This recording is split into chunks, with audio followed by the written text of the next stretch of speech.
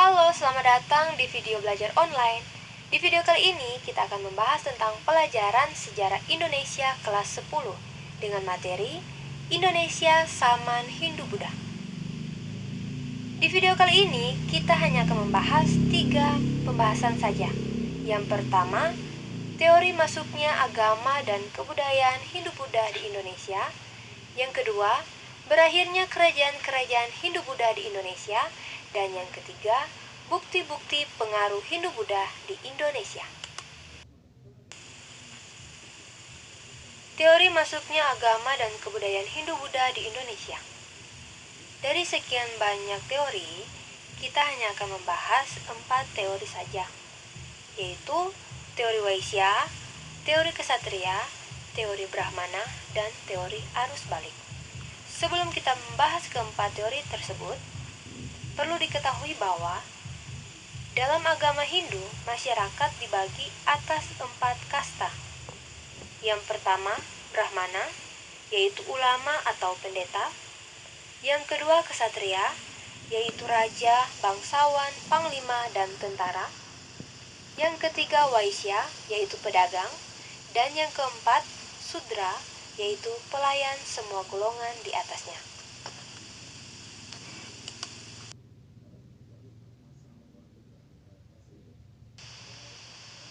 Teori Waisya. Teori ini dikemukakan oleh N.J. Krom. Ia mengemukakan bahwa bangsa India datang ke Indonesia untuk berdagang.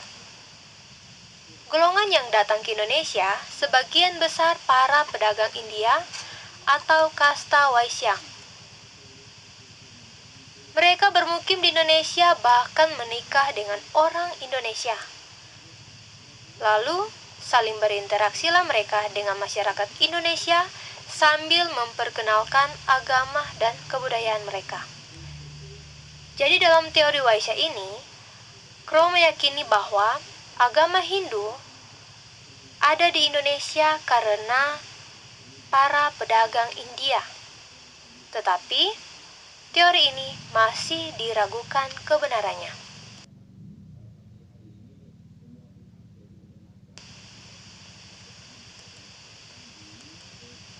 Jika benar para pedagang yang menyebarkan kebudayaan Hindu, seharusnya pusat-pusat kebudayaan hanya terdapat di wilayah perdagangan saja, misalkan di pelabuhan dan di pusat kota. Tetapi kenyataannya, kebudayaan tersebut kebanyakan terdapat di wilayah pedalaman. Dengan bukti kerajaan-kerajaan bercorak Hindu di pedalaman Pulau Jawa. Jadi di teori Waisya ini masih diragukan kebenarannya. Teori Ksatria. Teori ini dikemukakan oleh F.D.K. Bos. Menurutnya, pada masa lampau sering terjadi perang antar golongan di India. Para prajurit yang kalah menghadapi perang, mereka meninggalkan India. Dan beberapa di antaranya sampai ke wilayah Indonesia. Mereka mendirikan koloni-koloni baru sebagai tempat tinggal sambil menyebarkan agama dan budaya Hindu. Jadi menurut F.D.K. Bos ini, agama Hindu ada di Indonesia karena dibawa oleh para ksatria. Tetapi teori ini pun masih diragukan kebenarannya. Karena tidak ada bukti tertulis bahwa pernah terjadi kolonisasi oleh para ksatria India. Sehingga perlu memperbanyak bukti untuk memperkuat teori ini. Teori Brahmana. Teori ini dikemukakan oleh J.C. van Leur. Teori ini berdasarkan pengamatan sisa-sisa peninggalan kerajaan bercorak Hindu di Indonesia, yaitu adanya prasasti-prasasti berbahasa Sanskerta dan huruf Pallawa. Di India, bahasa dan huruf Pallawa hanya digunakan dalam kitab suci Weda dan upacara keagamaan. Sehingga hanya golongan Brahmana yang mengerti dan menguasainya. Jadi dalam teori Brahmana ini, menurut J.C. Van Leur, bahwa agama Hindu ada di Indonesia karena dibawa oleh para Brahmana. Jadi para Brahmana ini datang ke Indonesia atas undangan pemimpin suku masyarakat di Indonesia. Kemudian para Brahmana ini, merekalah yang menyebarkan ajaran agama Hindu di masyarakat Indonesia.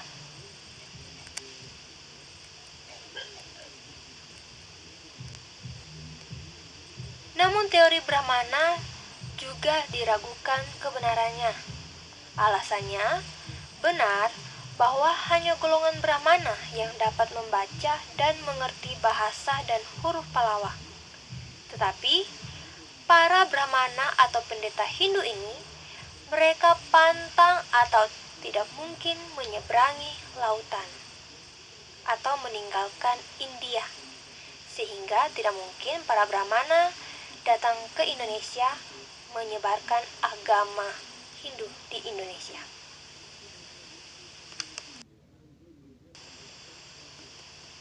Teori arus balik.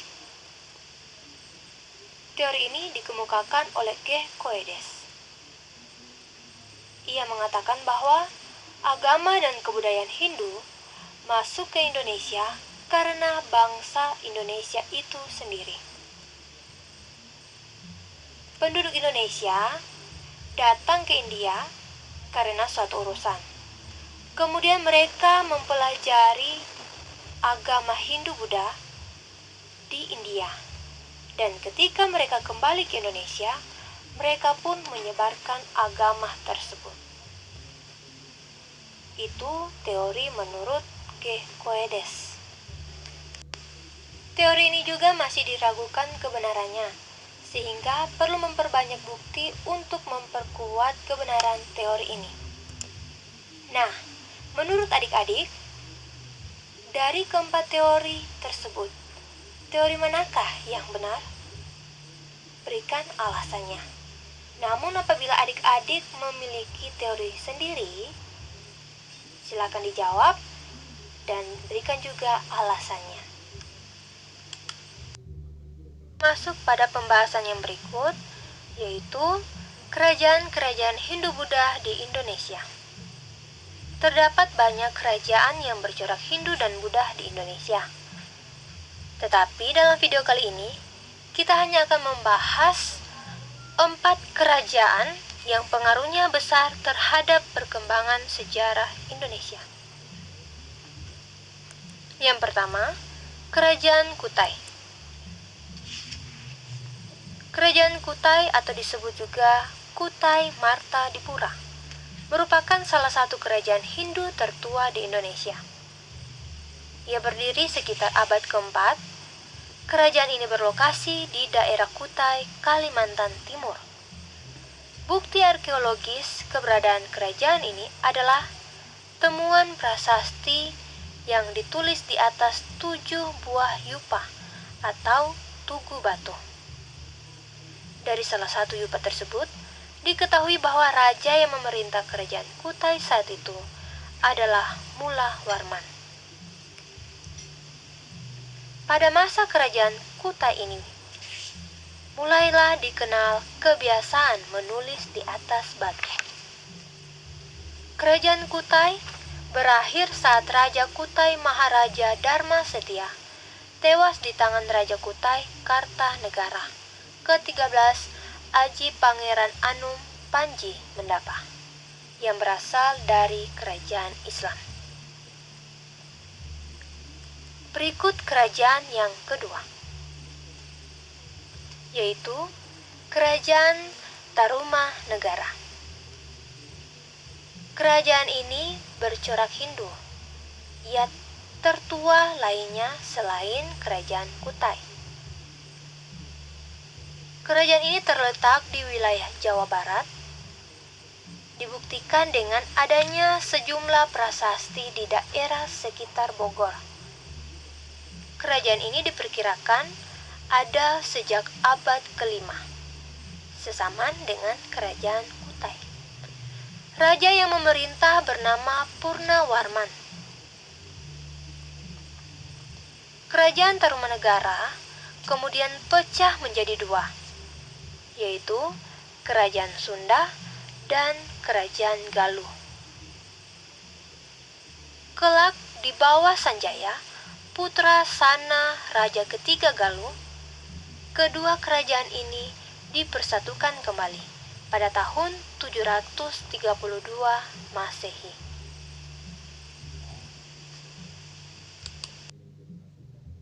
Kerajaan yang ketiga yaitu Kerajaan Sriwijaya. Sriwijaya adalah salah satu kemaharajaan bahari atau maritim bercorak Buddha yang pernah berdiri di Pulau Sumatera dan memberi banyak pengaruh di Nusantara. Masyarakat Sriwijaya sebagian besar hidup dari perdagangan dan pelayaran. Hasil bumi yang diperdagangkan antara lain kemenyan, lada, damar, penyu, dan barang-barang logam seperti emas dan perak, dan gading gajah. Kerajaan ini mencapai zaman keemasan di bawah Raja Balaputra Dewa. Ringkasnya, kemajuan yang pesat dari Kerajaan Sriwijaya didukung oleh adanya beberapa faktor, yaitu memiliki letak yang strategis, yang berada di jalur perdagangan antara India dan Tiongkok, kemudian menguasai jalur-jalur perdagangan, hasil-hasil buminya seperti emas, perak, rempah-rempah menjadi komoditas perdagangan yang berharga. Armada lautnya kuat, dan pendapatannya pun melimpah. Sriwijaya bahkan tercatat sebagai pusat agama Buddha Mahayana. Namun Sriwijaya mengalami kemunduran sekitar abad ke-12, yang antara lain disebabkan oleh serangan-serangan dari beberapa kerajaan, kemudian negara-negara yang pernah ditaklukkan berangsur-angsur melepaskan diri dari kekuasaan Sriwijaya, sehingga berakibat ekonomi dan perdagangan di Sriwijaya mengalami kemunduran. Dan yang paling fatal, Sriwijaya diserang oleh Majapahit pada tahun 1477 Masehi. Kemudian Majapahit berhasil menaklukkan Sriwijaya, sehingga pada saat itu berakhirlah kekuasaan Sriwijaya. Kerajaan yang keempat yaitu Kerajaan Majapahit. Pusat Kerajaan Majapahit diperkirakan di daerah Trowulan sekarang, 10 km sebelah barat daya kota Mojokerto, Jawa Timur. Hal ini didasarkan temuan artefak berupa bekas tembok dan fondasi bangunan, pintu gapura, candi, saluran air, dan tiang-tiang rumah. Tanggal pasti berdirinya Kerajaan Majapahit adalah hari penobatan Raden Wijaya sebagai raja yang memerintah pada tahun 1293 sampai 1309 Masehi, yaitu 10 November tahun 1293. Pada masa pemerintahan Hayam Wuruk, pula karya sastra mengalami kemajuan pesat. Majapahit pun mencapai puncak kejayaan. Wilayahnya sangat luas, seluas wilayah Indonesia sekarang. Bahkan pengaruhnya sampai ke beberapa negara lain di wilayah Asia Tenggara. Kemakmuran Majapahit diduga karena majunya pertanian lembah sungai berantas, serta dikuasainya jalur perdagangan rempah-rempah Maluku. Sepeninggal Hayam Wuruk dan setelah mencapai puncak kejayaannya pada abad ke-14, kekuasaan Majapahit berangsur-angsur melemah, terutama akibat konflik perebutan tahta. Tampaknya perang saudara ini melemahkan kendali Majapahit atas daerah-daerah taklukannya. Hingga tahun 1444, Majapahit terus-menerus mengganti raja, tetapi tidak satupun yang mampu mengembalikan Saman keemasan kerajaan Majapahit.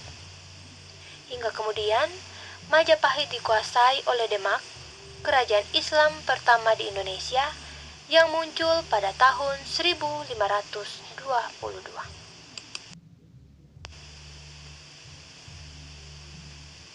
Berakhirnya kerajaan-kerajaan Hindu-Buddha di Indonesia. Apakah adik-adik ada yang tahu bagaimana akhir zaman kerajaan-kerajaan Hindu-Buddha di Indonesia? Kita akan membahas dalam slide kali ini. Pada akhir abad ke-13, kerajaan-kerajaan Islam mulai berdiri di Sumatera dan menyebar ke Jawa dan Semenanjung Malaya. Agama Islam disebarkan oleh sekelompok ulama yang disebut Wali Songo. Akibatnya, pengaruh agama dan kebudayaan Hindu-Buddha menurun pada era itu. Pada akhir abad ke-15, Islam menjadi agama yang dominan di Nusantara.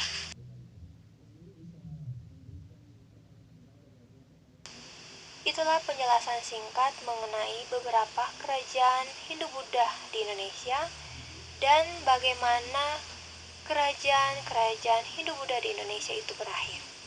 Sebelum kita masuk pada pembahasan yang terakhir, silakan adik-adik jawab pertanyaan berikut ini. Setelah agama Islam menjadi dominan di Nusantara, bagaimanakah akhir dari agama Hindu-Buddha? Apakah benar-benar berakhir atau sebaliknya? Jelaskan dan sertakan sumbernya. Masuk pada pembahasan yang terakhir, yaitu bukti-bukti pengaruh Hindu-Buddha di Indonesia. Berikut peninggalan-peninggalan sejarah dari masa Hindu-Buddha. Terbagi dalam beberapa bagian. Yang pertama, bahasa dan tulisan. Kedua, politik dan sistem pemerintahan. Yang ketiga, ekonomi dan sistem mata pencarian. Keempat, agama dan sosial budaya. Kelima, seni bangun, seni pahat, dan relief candi. Bahasa dan tulisan. Bangsa India masuk ke Nusantara abad 1 Masehi, mengakibatkan masyarakat Nusantara mengenal tulisan atau disebut masa aksara. Jadi, masa aksara berbeda dengan masa praaksara. Jika masa aksara sudah mengenal tulisan, maka masa praaksara belum mengenal tulisan. Budaya tulis menggunakan bahasa Sanskerta dengan huruf Pallawa. Seperti contoh gambar di bawah ini adalah kumpulan-kumpulan huruf Pallawa.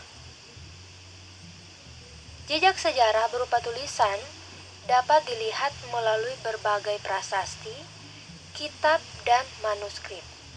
Apa itu prasasti, apa itu kitab, dan apa itu manuskrip?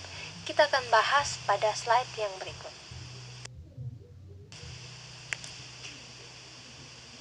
Prasasti. Prasasti dari kata bahasa Sanskerta yang berarti pujian, merupakan piagam atau dokumen yang ditulis pada bahan yang keras dan tahan lama, yang memuat informasi tentang sejarah, peringatan, atau catatan tentang sebuah peristiwa. Sedangkan kitab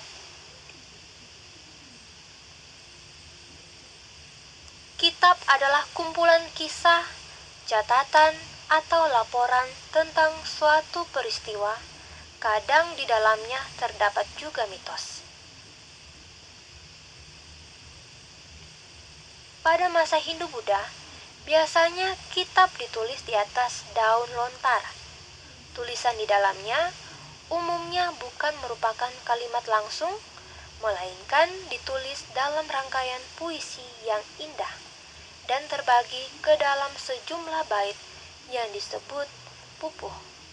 Adapun ungkapan yang ditulis dalam bentuk puisi ini biasa disebut kakawin. Sedangkan manuskrip adalah naskah tulisan tangan peninggalan masa lalu yang berisi berbagai hal seperti cerita kepahlawanan, hukum, upacara, keagamaan, silsilah, syair, mantra sihir, dan resep obat-obatan. Contohnya pustaha, seperti pada gambar yang ada, yaitu naskah Batak yang ditulis dengan aksara Batak dan ditulis di atas lembaran kulit kayu aling. Politik dan sistem pemerintahan. Sebelum masuknya pengaruh Hindu-Buddha ke Indonesia, sistem pemerintahan yang dianut di Indonesia adalah sistem pemerintahan desa, yang dipimpin seorang kepala suku dan dipilih berdasarkan kekuatan dan kelebihannya. Namun, pengaruh Hindu di bidang politik, muncullah konsep Dewa Raja. Seorang raja diyakini sebagai titisan atau reinkarnasi dewa, misalkan Dewa Siwa atau Dewa Wisnu. Indonesia mulai mengenal sistem pemerintahan kerajaan. Raja sebagai pemimpin tertinggi dibantu sejumlah pejabat. Berikut contoh suatu gambaran struktur sistem pemerintahan kerajaan pada masa lampau. Jadi di atasnya atau pimpinan tertinggi yaitu Maharaja dan yang paling rendah yaitu rakyat. Ekonomi dan sistem mata pencarian hidup. Pengaruh India dalam bidang ekonomi tidak begitu besar, sebab sejak masa praaksara penduduk Nusantara telah mengenal tradisi agraris, perdagangan, dan pelayaran. Tetapi, kedatangan India juga memperkuat tradisi agraris di Indonesia. Misalnya, mereka mengenalkan teknologi irigasi. Kemudian, mereka juga meramaikan aktivitas perdagangan dan pelayaran. Agama dan sosial budaya. Sebelum pengaruh Hindu-Buddha masuk, bangsa Indonesia telah mengenal sistem kepercayaan animisme dan dinamisme. Apakah adik-adik masih ingat bahwa dalam bab sebelumnya sudah pernah dibahas tentang kepercayaan animisme dan dinamisme? Animisme itu kepercayaan kepada suatu tempat, gunung, gua, pohon, batu, maupun tempat lain yang memiliki roh. Sedangkan kepercayaan dinamisme yaitu kepercayaan kepada benda-benda tertentu yang memiliki kekuatan gaib, misalkan keris, pusaka, tombak, dan lain-lain sebagainya. Nah, masuknya pengaruh Hindu membuat masyarakat Indonesia mengenal dewa-dewi. Dewa tertinggi yang disebut Trimurti yaitu Dewa Wisnu, Siwa, dan Dewa Brahma. Sedangkan dalam pengaruh sosial, agama Hindu memperkenalkan sistem kasta dalam masyarakat, seperti yang sudah disebutkan tadi. Walaupun di Indonesia tidak seketat di India. Dalam bidang seni bangun, seni pahat, dan relief candi. Candi merupakan bangunan utama yang banyak didirikan pada masa pengaruh Hindu-Buddha. Struktur bangunan semua candi sama, namun terdapat perbedaan bentuk candi di Jawa Tengah. yaitu puncak candinya berbentuk stupa, seperti contoh gambar pertama yaitu Candi Sewu. Dan candi di Jawa Timur, bentuk puncak candi berbentuk kubus, seperti contoh gambar yang kedua yaitu Candi Kidal. Candi bercorak Hindu berfungsi untuk menghormati dan memuliakan dewa-dewi. Contohnya Candi Prambanan. Sedangkan candi bercorak Buddha berfungsi sebagai sarana ritual untuk memuliakan Buddha. Di dalamnya menyimpan abu jenazah. Contohnya Candi Borobudur. Seperti gambar di bawah ini, yaitu Candi Prambanan maupun Candi Borobudur.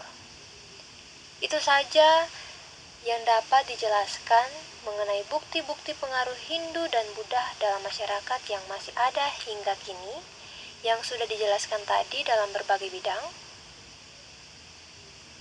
Tugas adik-adik sekarang yaitu kerjakan soal berikut ini.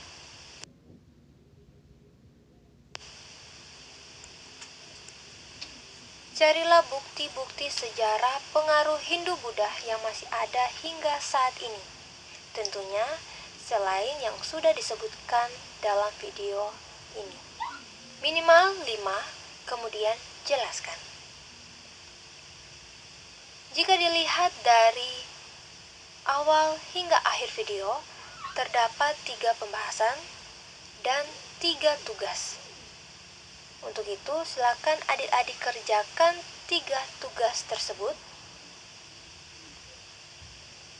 Tulis tangan di buku catatan masing-masing, kemudian difoto atau di-scan, kirimkan lewat email guru mata pelajaran.